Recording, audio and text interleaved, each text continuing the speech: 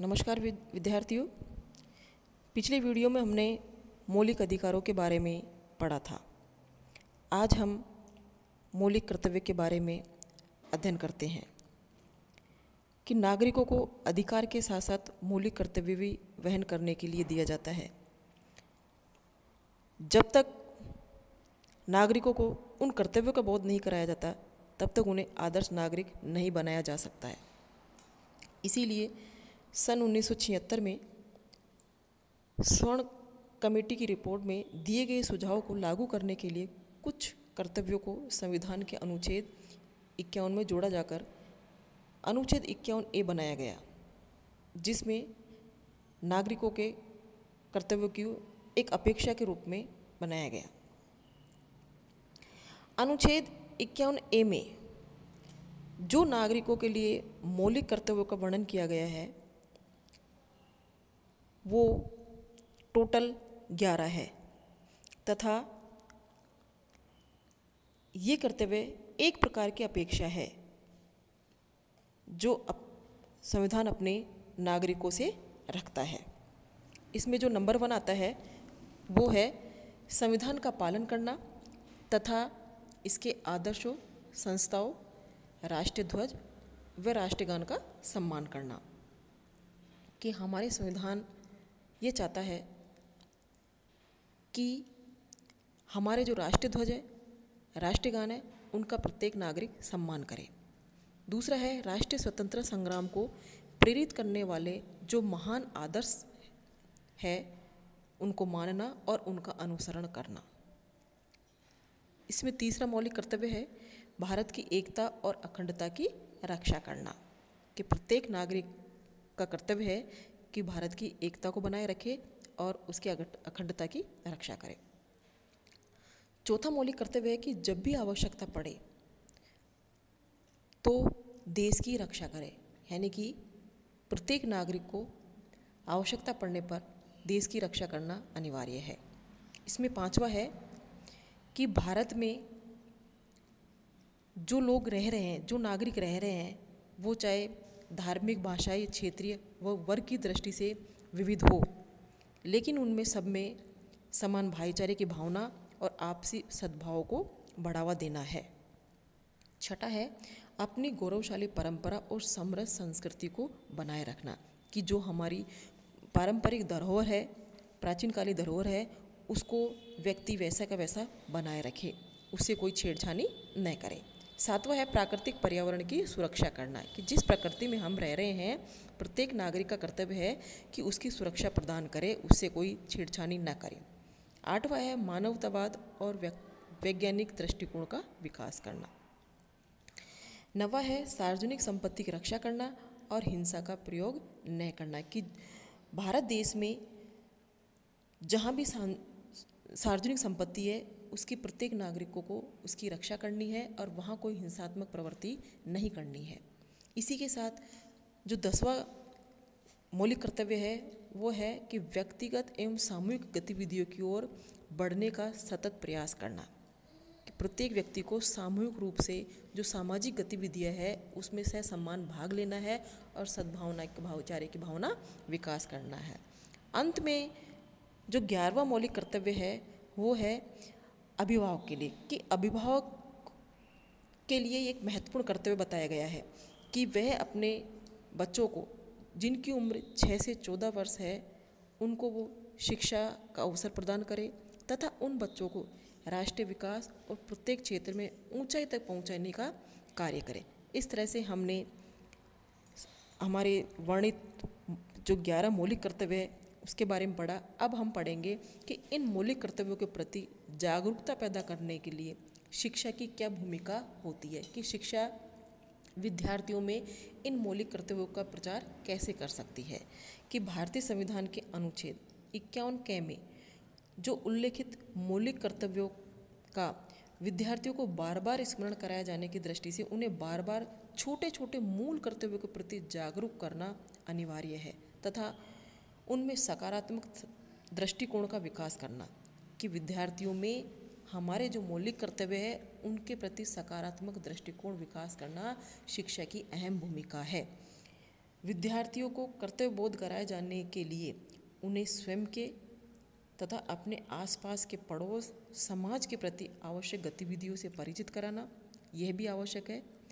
तो इस तरह से हम देखते हैं कि शिक्षा किस तरह अपनी अहम भूमिका इसके अंदर निभाती है। इसमें जो पहला आता है वो है मौलिक कर्तव्यों की जानकारी देना। इसके अंतर्गत आता है कि नागरिक अपने कर्तव्यों का पालन तभी कर पाएंगे जब उन्हें ये जानकारी हो कि भारतीय संविधान के अनुसार उनके क्या क्या मौलिक कर्तव्य है। तो शिक्षा ही इन मौलिक कर्तव्यों को अवगत करा सकती है। जैसे नागरिक शास्त्र के अंतर्गत मौलिक कर्तव्य नामक पाठ शामिल करना या विभिन्न विषयों की पुस्तकों में मौलिक कर्तव्य संबंधित पाठों को स्थान देना। दूसरा आता है प्रजातांत्रिक नागरिकता का विकास करना। अब हम देखेंगे प्रजातांत्रिक नागरिकता क्या है कि प्रजातंत्र के योग नागरिक के रूप में व्यक्ति को तैयार करना। कि प्रजातंत्र के योग हम जिन नागरिकों को तैयार कर रहे हैं वह प्रजातांत्रिक नागरिकता कहलाती है।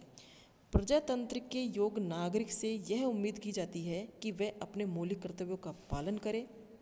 शिक्षा द्वारा व्यक्ति में प्रजातांत्रिक नागरिकता के गुणों का विकास करके उसे कर्तव्य के प्रति सचेत किया जा सकता है। तीसरा आता है राष्ट्रीय प्रतीक व उनके महत्व से परिचित कराना।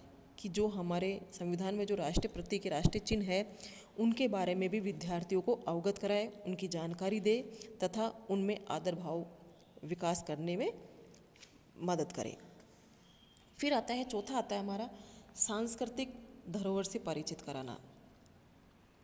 कि जो भारत की संस्कृति है वह विश्व की महानतम संस्कृति है।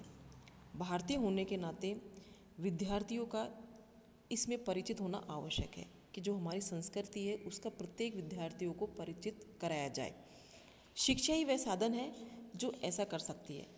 शिक्षा के माध्यम से हम भारतीय सांस्कृतिक विशेषताओं को विद्यार्थियों तक पहुंचा सकते हैं और विद्यार्थियों को उनके सम्मान के लिए बता सकते हैं कि विद्यार्थियों का कर्तव्य है कि वे हमारी भारतीय संस्कृति का सम्मान करें और उनके पालना करें। नेक्स्ट है पांचवा पर्यावरण प्रदूषण के प्रति सचेत करना।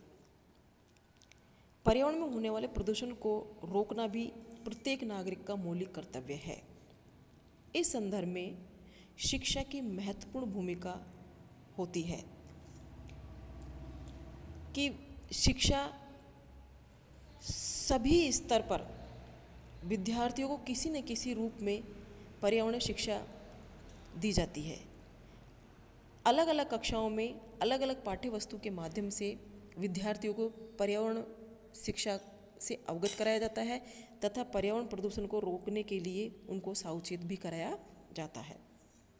छठा है राष्ट्रीय एकता एवं विश्व परिवार की भावना का विकास करना। इसमें बता सकते हैं हम कि प्रत्येक नागरिक का कर्तव्य है कि वह आपसी मतभेद और विभिन्नताओं को भुलाकर राष्ट्रीय एकता को बनाए रखे और यही नहीं मानव होने के नाते पूरी मानवता की भलाई के लिए भी कार्य करे। शिक्षा विभिन्न विषयों व सहगामी गतिविधियों द्वारा विद्यार्थियों में इस सोच का विकास कर सकती है। अगला जो आता है हमारा वह है महिलाओं के प्रति आदर भाव का विकास करना। आज हम देखें वर्तमान काल में तो समाज में महिलाओं की स्थिति बड़ी दयनीय है, लेकिन हमारा संवैधानिक कर्तव्य है कि हम नारी शक्ति का सम्मान करें और आदर भाव का पालना करें। प्रत्येक नागरिक का कर्तव्य है कि वह महिलाओं की महत्वपूर्ण भूमिका को शिक्षा के माध्यम से अवगत कराए तथा उनके मन में उनके प्रति हमेशा सम्मान की भावना का विकास करें। अगला आता है हमारा राष्ट्रीय सेवा की भावना का विकास करना। भारत में प्रत्येक नागरिक से यह अपेक्षा की जाती है कि उसमें राष्ट्रीय सेवा एवं राष्ट्रीय हित के लिए सर्वस्व बलिदान करने की भावना हो। शिक्षा विद्यार्थियों को देश की स्वतंत्र संग्राम एवं उसमें देशवासियों द्वारा किए गए बलिदानों से अवगत कराती है, जिससे प्रेरित होकर बालक राष्ट्रीय हितों के लिए अपने स्वार्थों को छोड़ने के लिए तैयार हो जाते हैं। नेक्स्ट आता है अध्यापक एक आदर्श के रूप में। समाज में अध्यापक को एक आदर्श माना जाता है तथा विद्यार्थी भी अपने अध्यापक को आइडियल के रूप में पूजता है। शिक्षा द्वारा विद्यार्थियों को अपने मौलिक कर्तव्यों का पालन करने के लिए प्रेरित करते हुए ये आवश्यक हो जाता है कि अध्यापक भी उन संवैधानिक कर्तव्यों का पालन करे जिसकी अपेक्षा वह बालक से करता है। नेक्स्ट आता है हमारा सहगामी गतिविधियों का आयोजन, कि विद्यालय में समय समय पर शिक्षा के साथ साथ अन्य शैक्षिक गतिविधियों का आयोजन भी होता है जिसके माध्यम से हम हमारे मौलिक कर्तव्यों को बता सकते हैं। इसके अंतर्गत हम कई ऐसी गतिविधियां भी करवा सकते हैं जो बालक के लिए अनिवार्य होती है और बालक उन गतिविधियों के माध्यम से अपने मौलिक कर्तव्यों को जान सकता है, जैसे भाषण, वाद विवाद, अभिनय, निबंध लेकर और कविता पाठ का आयोजन। ये ऐसे कार्य हैं जिससे बालक अपने मौलिक कर्तव्यों को पहचान सकता है। अगला है महत्वपूर्ण दिवस मनाना। वैसे तो समय समय पर विद्यालयों में अलग अलग समारोह, जयंतियाँ मनाई जाती है, लेकिन फिर भी शिक्षा संस्थाओं में स्वतंत्रता एवं गणतंत्र दिवस मनाए जाए एवं राष्ट्रीय ध्वज फहराया जाए, जिससे विद्यार्थियों में राष्ट्र ध्वज के प्रति आदर भाव विकसित होगा। वह राष्ट्र प्रेम की भावना का विकास करने में भी मदद मिलती है। इसी प्रकार महिला दिवस, गांधी जयंती, मानवाधिकार दिवस आदि उन कार्यक्रमों का आयोजन भी कर्तव्यों के प्रति जागरूकता पैदा करने में सहायक सिद्ध हो सकता है। अगला है शिक्षा संस्थाओं में आदर्श वातावरण पैदा करना। मौलिक कर्तव्यों की दृष्टि से विद्यालय वातावरण को आदर्श बनाया जाना चाहिए। यदि विद्यालय के सभी सदस्य कर्तव्यों को जानते हैं और उनका पालन करते हैं तो ऐसे वातावरण में रटकर बच्चों को बिना कुछ कहे कर्तव्यों के प्रति जागरूक किया जा सकता है।